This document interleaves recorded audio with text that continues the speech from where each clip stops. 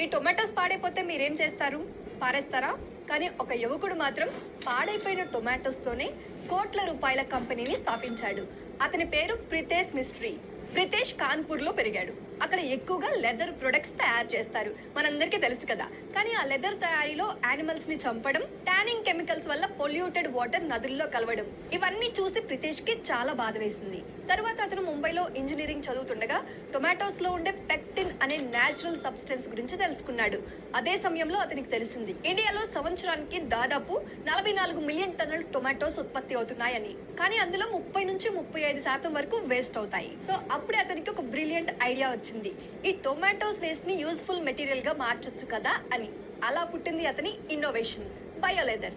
Tomato skins, seeds ను plant based binders, natural fibres తో కలిపి పూర్తిగా వెగాన్, biodegradable, PU and PVC free leather తయారు చేశాడు. ఈ ప్రాసెస్ లో 90% వరకు నీటి వినియోగం తక్కువ, కెమికల్ యూసేజ్ కూడా చాలా తగ్గింది. మోర్ ఓవర్ యానిమల్స్ కిల్లింగ్ కూడా లేదు.